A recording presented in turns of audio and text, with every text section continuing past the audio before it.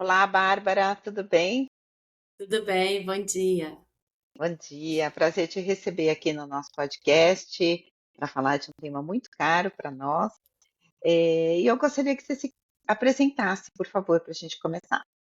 Claro, muito obrigada pelo convite. Eu sou Bárbara Calmeto, sou neuropsicóloga, analista do comportamento, atuo na área de neurodesenvolvimento há quase 20 anos, ano que vem já fazem 20 Ah, anos, e sou diretora do Autonomia Instituto, que é uma clínica especializada em neurodesenvolvimento aqui no Rio de Janeiro.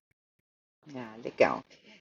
Bom, a gente está chegando aqui no mês de março, é uma data muito importante, que é o dia 21, que é a data em que a gente chama atenção para falar sobre síndrome de Down.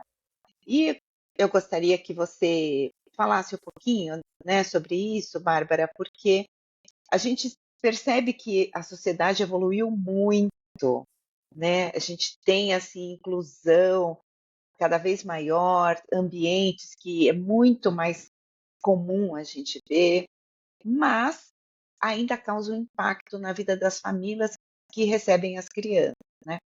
Eu vou contar rapidamente um caso de uma de uma pessoa querida que até colaborou com o nosso livro, que ela recebeu uma criança com síndrome de Down depois de ter feito os exames, né, durante a gestação, ter dado negativo, e a criança chegou com síndrome de Down, e ela se lembrou que na infância dela, ela visitou uma amiga e na casa tinha um irmão dessa amiguinha, elas eram crianças, com síndrome de Down, e aquela criança ficava num quarto escuro e que ela lembra muito do cheiro, aquele cheiro de lugar abafado. Isso a gente está falando de uma coisa que aconteceu há 40 anos. Então, hoje eu tenho certeza que isso não acontece mais, né? Mas como que é ainda esse essa vida dessa família quando recebe, quando ela vê a criança e porque é diferente de outras síndromes, né? A síndrome de Down, ela visivelmente você consegue perceber assim que a criança nasce. Como que é, assim, o que que você tem recebido aí no seu ambiente de trabalho? Como é que as famílias chegam para você? Sim, graças a Deus, né, isso vem mudando, esse cenário aí. Eu peguei muito desse cenário também, né, porque são 20 anos atuando na área, e eu me lembro, por exemplo, de um vizinho que agora já está adulto, mas que pouco aparecia, a gente demorou anos para conhecê-lo com síndrome de Down, então isso realmente acontecia. A gente vem caminhando para uma sociedade cada vez mais inclusiva, e as crianças tendo mais participação, mais voz, estando em todos os ambientes. Mas a gente não pode esquecer que receber uma criança com síndrome de Down, com trissomia 21, é sim uma reorganização de toda uma estrutura familiar. Hoje a gente já tem exames que detectam, né, a probabilidade, a síndrome de Down, já na gravidez, então tem exames ali importantes para isso, da translucência nucal, da própria morfológica, que ajudam a família nessa preparação de saber que a criança vai ter, tem uma probabilidade de ter síndrome de Down, ou até às vezes já fecha um diagnóstico, então aquela família durante a gravidez tem a possibilidade de se preparar, de ter mais conhecimento, a internet nos ajuda muito em relação a isso, mas a gente ainda tem alguns casos que esse diagnóstico só vem, essa notícia só vem ao nascer, no nascimento, como você bem falou, a síndrome de Down, ela tem as características ali físicas que a gente consegue identificar. E aí essa família ela precisa passar por alguns estágios que a gente chama dessa aceitação.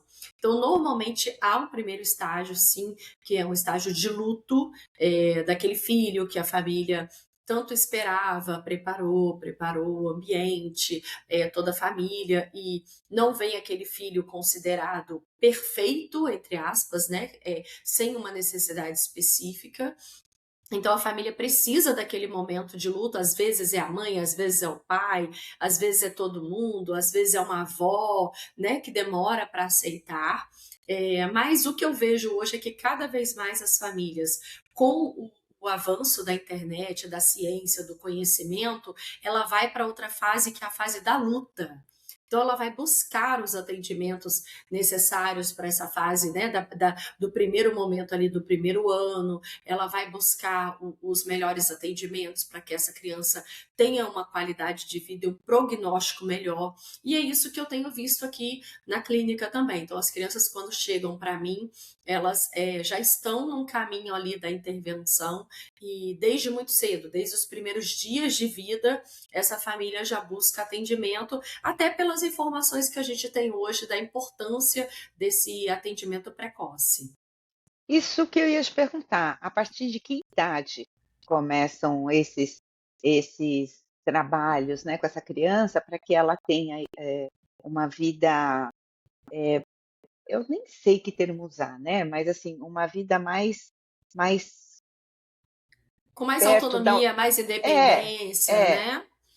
mais Isso, perto dessa autonomia que eu acho que é a grande preocupação dos pais, né, que essa criança isso. tenha autonomia, que ela consiga, ir para a escola, que ela consiga trabalhar. Na escola da minha filha, na sala dela, ela tem 11 anos, está no sexto ano, tem um menino com síndrome de Down, e está estudando com ela há 2 anos já. Então, é um menino que vai para a escola, joga bola Uhum. com as outras crianças. Então, eu acho que esse é o grande desafio, né? Como é que eu já Isso. preparo o meu filho para ter essa autonomia? Isso é. A indicação é que a gente já procure uma intervenção especializada nos primeiros dias de vida.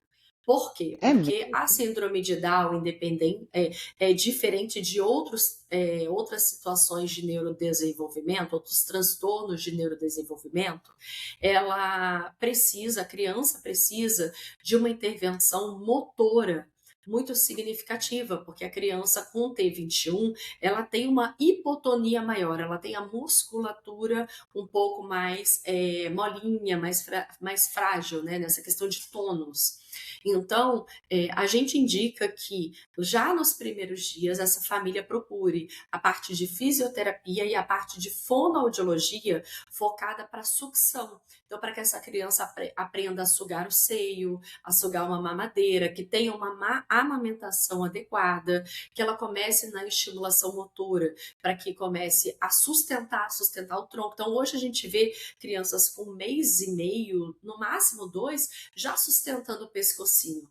Então, se a gente não começa uma intervenção nos primeiros dias já com essa criança com síndrome de Down, ela vai já começar a ter atrasos motores. Então, a ideia é que ela diminua essa lacuna de desenvolvimento entre as outras crianças através dessa intervenção. Então, a gente já de início indica a parte de fisioterapia, fonoaudiologia, terapia ocupacional para a parte motora e a parte de sucção, né, a parte orofacial. E em seguida a gente vai encaminhando para as outras terapias, para a psicologia, para a estimulação precoce, e aí a gente vai agregando depois outras especialidades. É importante também nessa fase logo inicial você buscar, por exemplo, um cardiologista, porque há muitos casos de cardiopatias congênitas em trissomia 21. Então é importante você ter uma avaliação, né, do geneticista, que é o médico que vai acompanhar essa criança, mais de perto, junto com o pediatra, mas também de um cardiologista para acompanhar se essa criança tem alguma questão de cardiopatia que vai precisar de um tratamento, de uma intervenção cirúrgica ou não. Então, eu, por exemplo, tenho paciente dos dois casos, que precisou de uma intervenção cirúrgica logo pequeno e outros que não precisaram e só tiveram o acompanhamento e o tratamento. Então, são visões importantes, né, da parte técnica ali de saúde que a família precisa buscar. Uhum. Você está falando que com o passar do tempo, outros profissionais vão vão se aproximando para desenvolver outros trabalhos, né. Como que vai caminhando esse processo, né, porque, por exemplo, você falou de amamentação, depois o próximo passo qual seria? Sim, quando a gente tem uma criança com T21, com trissomia 21, que é a síndrome de Down, a gente tem que entender que ela vai precisar de apoios por várias fases da vida. O nosso objetivo é sempre autonomia e independência, mas ela vai buscar apoios. Então, quando você tem um bebê, você vai buscar os apoios adequados para as necessidades de um bebê. Então, Hum. primeiro, a sucção, depois a gente começa essa parte motora, e aí a gente vai desenvolvendo para a linguagem. Então, se essa criança vai desenvolver a fala, né, uma fala mais fluida, depois a gente já vai desenvolvendo e estimulando a parte cognitiva, para chegar ao quê? Na escolinha, na inclusão na escola, a parte pedagógica, e a gente vai agregando os profissionais de acordo com a fase que aquela criança está e as dificuldades que ela vem apresentando. Então, se eu pego, por exemplo, uma criança com síndrome de Down, de 7, 8 anos, ela está já numa fase de alfabetização. Então, eu preciso saber se ela tem os pré-requisitos para essa alfabetização ou se não tem, e se ela não tem, qual é o caminho que eu vou seguir para que ela tenha um desenvolvimento acadêmico das habilidades pedagógicas para seguir para uma alfabetização, ou para o melhor que ela puder dessa parte pedagógica, pensando sempre nesse desenvolvimento, nessa progressão de desenvolvimento. Então, cada fase é uma. Eu tenho, por exemplo, aqui também os adolescentes e os adultos. Eles já estão em outra fase né, focadas na inclusão no mercado de trabalho, no namoro, na sexualidade. E tenho outros aqui, eu estou com um grupinho de 5, 6, já entrando na fase do envelhecimento, acima de 50 a 55 anos. É Então já é mesmo? outra fase de reabilitação cognitiva do envelhecimento que a gente também faz. Então, os apoios vão mudando de acordo com a fase de vida, e aí a família precisa entender o que é necessário naquele momento, a gente chama de socialmente relevante. O que é socialmente relevante para aquele paciente, para aquele indivíduo, naquele momento da vida dele, para que a gente dê o apoio e que ele vá desenvolvendo. Uhum. É, se a gente percebe hoje pessoas no mercado de trabalho, né, com síndrome de Down, já frequentei ambientes, né, com funcionários e é uma coisa, assim, muito doce de ver, porque são pessoas muito carinhosas, né. E eu fico pensando se tem alguma outra característica que você percebe, que seja muito evidente em pessoas com síndrome de Down, né. Eu te falo aqui que são pessoas muito carinhosas, porque foi o que eu fui encontrando, né, nos relacionamentos. Mas tem outras características, assim, que você, apontaria como positivas que esses pais podem aguardar, porque vão chegar?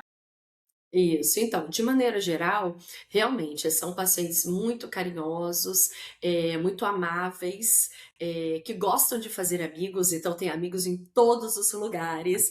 Eles têm uma vida social super ativa, eu até brinco aqui que é 10 vezes mais ativa do que a minha com os Uhum. meus filhos.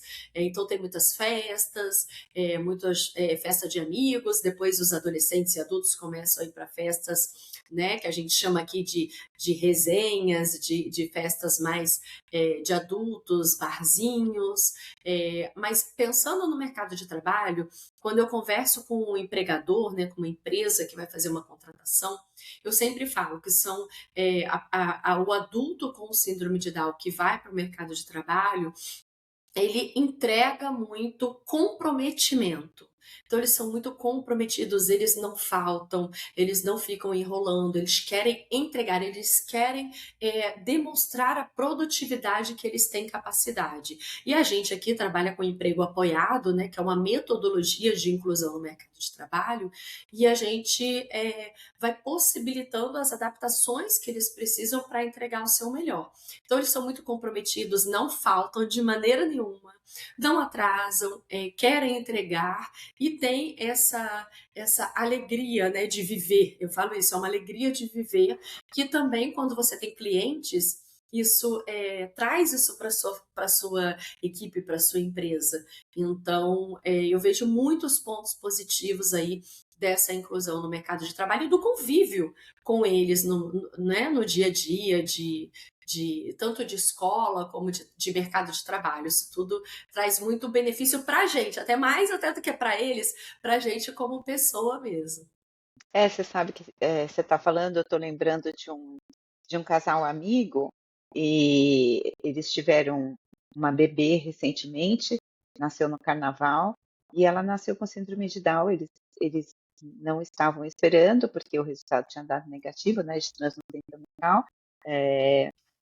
Mas, se eu te falar que esse pai ficou numa alegria, porque olha, é uma coisa emocionante. Ele falou assim: eu estou muito feliz por Deus ter me dado essa menina para eu cuidar, né? Foi como se Deus tivesse dado para ele um voto de confiança, né, para cuidar desse serzinho. Então, eu percebo mesmo que nós estamos evoluindo enquanto sociedade quando a gente fala, né, de questões que antes eram tão delicadas.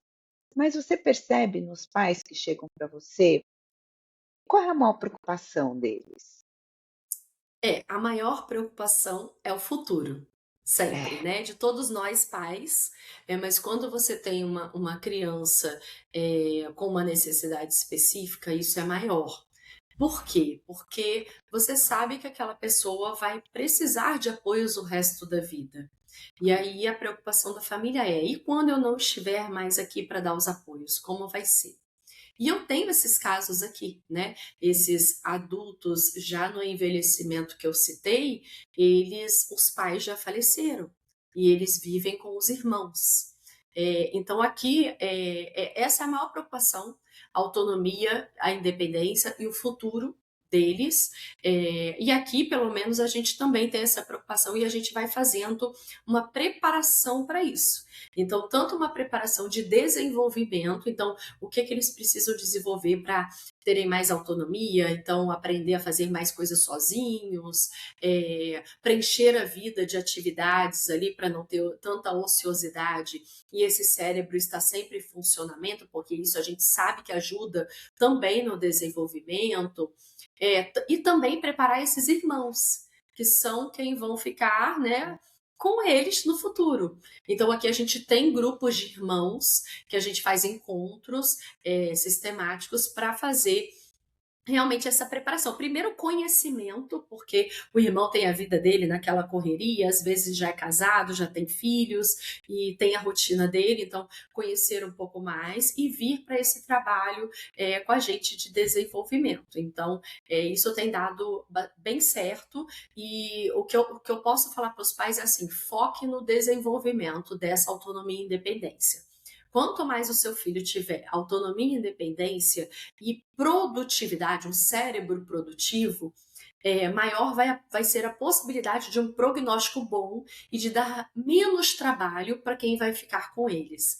E aí eles conseguirem ter uma vida com mais qualidade de vida mesmo, não ficar dentro de casa só, vendo televisão, se tornando improdutivo, porque isso é que traz o maior declínio cognitivo na vida de uma pessoa com trissomia 21, com síndrome de Down. você está falando de irmãos, então estou pensando, né? Eu acho que irmão é tudo de bom. Eu só É, tenho uma filha, mas eu digo sempre que se eu tivesse sido mãe mais cedo, eu provavelmente teria outro, porque eu acho que é fundamental esse convívio, né? Como que é a relação deles, crianças, né? Você recebe, uns eu acho que são mais velhos, outros são mais novos, mas como que é esse relacionamento? isso. Então, é um relacionamento de irmãos. Simples assim. Então Que tem bom! brigas, tem amor entre tapas e beijos, né? Mas o que eu vejo, aqui a gente tem muito cuidado com esses irmãos e a gente vai trazendo para o ambiente terapêutico para que ele entenda também as necessidades específicas daquele irmão, mas que isso não se torne uma carga pesada para ele desde pequeno. Porque Exato. senão ele fica com uma responsabilidade, uma carga tão pesada que às vezes eu vejo aqui alguns irmãos que são mais ou menos da mesma idade, com uma responsabilidade como se fosse tudo ele. Ele tem que abrir mão de tudo, ele tem que fazer tudo e ele acaba levando aquilo para a personalidade dele, de que ele Uhum. sempre fica em segundo lugar e o outro vai ficar em primeiro. Então, Uau, isso também, eu trabalho muito com as famílias também. Então, assim, você tem dois filhos, ok? Um tem uma necessidade específica, o outro também tem as necessidades dele. E você tem que ter esse olhar individualizado. É, então a gente vai fazendo um trabalho ali no dia a dia. Nas situações que aparecem, a gente traz para terapia para trabalhar, fazer habilidades sociais em conjunto, faz orientação da família também, para que essa carga de ter um irmão com síndrome de Down não se torne uma carga negativa e pesada, para que ela se torne uma carga de ter um irmão. E que aos pouquinhos ele vai entendendo que aquele irmão precisa de alguns cuidados específicos. E eu tenho algumas famílias até que são muito interessantes que a gente observa, no sentido de ter um irmão que puxa um pouquinho mais, que implica um pouquinho mais, mas você vê que isso ajuda também no desenvolvimento, porque o paciente com síndrome de Down, ele não quer ficar para trás. Então ele vai lá e aí ele melhora. Não, meu irmão falou que eu tenho que melhorar nisso. E aí ele vai. Isso, principalmente os adultos, né? Eu vejo isso. Então é uma parceria, mas tem que ser uma parceria com responsabilidade de irmão e não com responsabilidade de pai e mãe, porque a função do Cuidador, irmão é diferente, né? sim. Então ele ainda não é o cuidador. Ele vai ser preparado para ser, mas ele ainda não é. E a gente Quando tem que for ter essa adulto, né? preocupação. É. Isso mesmo. A gente tem que ter esse cuidado com a saúde física e mental desse irmão também. Tá, você está falando de saúde física, eu estou aqui pensando no esporte, né? Qual a importância do esporte para todo mundo, mas especialmente? Isso aí, é cada vez mais importante. A gente tem pesquisas assim dos últimos anos trazendo muitas evidências científicas do esporte. Gente, o esporte, quando eu falo, é um esporte toda assim, sistematizado, 3 vezes na semana, 4, não é É, aquele esporte que a gente vai de vez em quando, não, né? é isso. Um esporte realmente na vida de uma criança com T21, com autismo, com qualquer outra necessidade específica. A gente vê o desenvolvimento, tanto, né, você começa a dar parte motora mesmo, que precisa de um esporte, mas o esporte agrega mais do que a parte motora. Ele agrega habilidades sociais, ele agrega a parte de função executiva do nosso cérebro e agrega também a parte de resistência, de resiliência, de que nem sempre você ganha, às vezes você perde, e que você tem que aprender a lidar com essa frustração também. Então, assim, o esporte tem agregado cada vez mais, e isso é uma indicação terapêutica até, que tenha essa parte de esporte como grade das atividades das crianças, adolescentes e adultos também. Os adultos, inclusive, eu tenho encaminhado para academia, para musculação mesmo. Igual todos os adultos precisam fazer, eles também precisam fazer essa parte de musculação. A criança, para atividade esportiva, a partir de que idade? A mesma idade de uma criança que não tem síndrome de Down? Você vai observar um pouco qual é o desenvolvimento motor daquela criança, tá? Então, assim, se ela já tá durinha, se ela já anda bem, se ela já consegue se movimentar bem, você vai ver qual é o esporte que mais se adequa. Eu normalmente indico a família a começar com natação, porque a natação, ela é um esporte que ela agrega muitos benefícios, né? Então, eu sempre indico a família para começar com a natação, e depois você vai vendo o que seu filho gosta, o que ele tem aptidão, o que os amiguinhos da escola estão indo fazer para que ele continue esse vínculo também. Então, hoje eu tenho pacientes fazendo futebol, judô, capoeira, né, indo para vários esportes. De maneira geral, mas eu sempre indico começar com a natação, porque é um esporte considerado mais completo mesmo e que vai ajudar nessa parte motora também. Bárbara, a gente está falando de uma criança com síndrome de Down, cujos pais têm um nível socioeconômico cultural de médio para cima, né? Porque tudo Sim, isso que a gente está apontando aqui custa muito, né? sim. É um investimento alto. É, como é que está o cenário no SUS? Como é que está o cenário para aquelas famílias que não têm condição de pagar por tudo isso? Cada vez pior, essa é a verdade, né? A saúde, de maneira geral, a gente está tendo muitas dificuldades em relação às possibilidades gratuitas. Então, o que eu mais vejo acontecer são as famílias buscarem as instituições, as associações, as ONGs, as instituições sem fins lucrativos, que ainda dão esse apoio, né? Então, por exemplo, eu fui da PAI, né? Eu sou ex-apaiana, né? E eu falo que a paiana é sempre a paiana, então eu sou muito adepta às instituições e associações sem fins lucrativos, sou uma divulgadora, inclusive uma financiadora financeiramente mensal desse tipo de instituição. E é o que eu tenho visto que tem dado mais apoio para as famílias que não têm condição financeiramente, até mais do que SUS, até mais do que CAPSI, né, que clínicas da família. Então, assim, tem as exceções de lugares que têm melhores possibilidades, mas falando da nossa realidade, da minha realidade aqui de Rio de Janeiro, a gente vê pouca coisa realmente disponível na cidade do Rio de Janeiro, mas eu vejo uma ação muito grande dessas instituições, como a Paz, Pestalozes, e outras instituições que a gente vê, né, também de associações de famílias e ONGs acontecendo. Então, normalmente aqui eu busco essas parcerias e faço encaminhamentos para essas instituições. Então, o que a gente percebe, né, é que, na verdade, a gente tem uma terceira via aí, não, um terceiro setor, que é o que Isso. dá o apoio para essas famílias, né? Você tem números, Bárbara, assim, de como é que está o nascimento de crianças com síndrome de Down?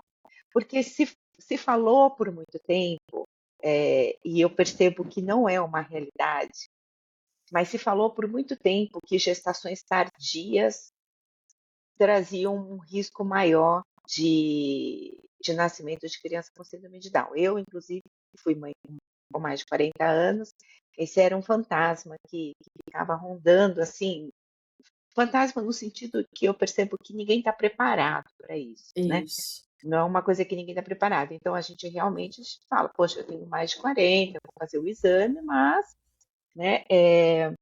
Então, sempre se falou que gestações tardias poderiam trazer maior chance de uma criança com síndrome de Down, mas eu percebo que isso não é real. As pessoas que eu conheço com filhos com síndrome de Down são todas abaixo de 40 anos. Então, assim, eu não sei o cenário como é que está hoje. Isso, é. Então, na verdade, a síndrome de Down, a trissomia 21, ela é uma alteração cromossômica, né? Então, a gente diz que tem uma alteração como outras síndromes que acontecem, que é aleatório, né? Então, tem a situação ali, a gente sabe disso, das síndromes de maneira geral. Porém, a gente tem fatores de risco que aumentam o risco. Então, entenda, não são fatores causais. Não é, você tem acima Perfeito. de 40, você vai ter um filho com síndrome de Down. Não é um fator causal, mas é um fator que aumenta o risco. Então, sim, a gente ainda tem pesquisas mostrando que a idade, né, mais avançada da mãe é um impacto de fator de risco, mas não é um fator causal. E por isso que muitas vezes a gente vê mães novas ainda tendo filhos com síndrome de Down. Mas ainda é considerado um fator de risco, sim. Tá? Eu não tenho dados totalmente atualizados, mas da última pesquisa que eu fiz, estava gerando, em média, uma prevalência de uma criança com síndrome de Down a cada 600, 650, tá? Então, é uma prevalência alta, não é considerada altíssima, né? A gente, se comparar, por exemplo, com o autismo, a gente vê que é uma prevalência muito mais alta a questão do espectro autista do que da síndrome de Down, mas a gente tem outras síndromes aí. Então, se a gente juntar todas as síndromes, com certeza vai ser uma prevalência muito maior. Mas ainda tem essa questão do fator de risco, sim, da maior idade da família, mas a gente sabe que não é causal, então tem os outros casos também, porque senão a família fica, mas eu tive e não tinha mais de 40, isso, não é causal. mas Tá. tem o aumento do fator de risco por uma questão genética mesmo, né, do envelhecimento do gene, principalmente da mãe ali, que tem um fator de risco maior. Então, você citou o TEA. O TEA ele tem gradações, né? O Níveis de síndrome suporte. a síndrome de Down também tem? Então, a síndrome de Down não tem níveis de suporte, porém, grande parte das pessoas com síndrome de Down, cerca de 70, 75% ou até mais, as últimas pesquisas aí têm mostrado até mais, tem deficiência intelectual como uma comorbidade. Então, a síndrome de Down, ela tem. Primeiro, que a gente tem diferenças entre né, síndrome de Down do tipo de formação, e a gente tem as comorbidades. Então, hoje a gente vê pessoas com síndrome de Down e deficiência intelectual, que é o mais comum, pessoas com síndrome de Down e autismo, também é muito comum a comorbidade. Então, a Não deficiência sabia. intelectual, sim, ela tem graus. Ela tem a deficiência intelectual leve, deficiência intelectual moderada e deficiência intelectual grave, severa. Então, por isso que a gente vê pessoas com síndrome de Down tão diferentes uma da outra em questão de desenvolvimento mesmo, porque tem a questão da deficiência intelectual, que essa sim tem graus de desenvolvimento, de maior gravidade ou menor gravidade. Eu não sabia disso. Isso é É, interessante, né? Porque há anos eu leio e eu converso com pessoas e é a primeira vez que eu escuto é uma explicação assim muito clara, muito simples da gente entender, isso. né? Então, assim, ficou bem claro mesmo. Bárbara, você gostaria de deixar um recadinho para as famílias que estão recebendo crianças com síndrome de Down? Com certeza. É o que eu mais falo e repito para as famílias, eu vou deixar aqui. Lutem pelos seus filhos, acreditem neles. Eles têm um caminho maravilhoso aí pela frente. Não fica comparando seu filho com o filho do outro. Compare seu filho com ele mesmo. Então, assim, ele está desenvolvendo. Hoje ele está melhor do que estava 6 meses atrás, do que 1 ano atrás. E vá para a luta buscar os melhores atendimentos da sua possibilidade, mas vá para essa luta. Não aceite o mínimo para o seu filho, porque ele precisa do máximo. Então, acredite nele, vá para a luta, porque com certeza, com o tratamento adequado, ele vai ter mais possibilidade de desenvolvimento e de um prognóstico melhor, com mais autonomia, independência e qualidade de vida. Que é isso que a gente quer para os nossos filhos, né? Toda mãe, todo pai quer isso para os filhos, que eles tenham autonomia, independência e que tenham qualidade de vida no decorrer do dia a dia. Então, o que a gente planta hoje, rega hoje, a gente vai colher no futuro. Não adianta a gente querer um adulto com autonomia e independência se a gente não começa a plantar e regar hoje. Então, acredite no seu filho. Ele merece e vai ser cada vez melhor para ele. Perfeito, porque é isso que todo mundo quer mesmo para todos os filhos, né? E a gente precisa Isso, fazer um bocadinho todo dia. isso mesmo.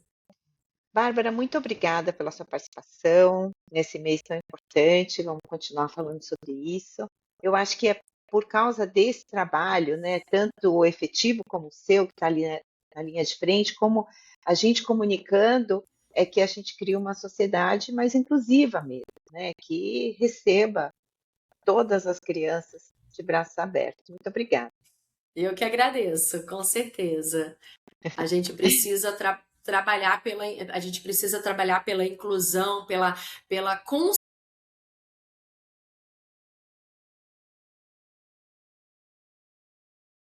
É isso mesmo. Muito obrigada e parabéns pelo seu trabalho. Até.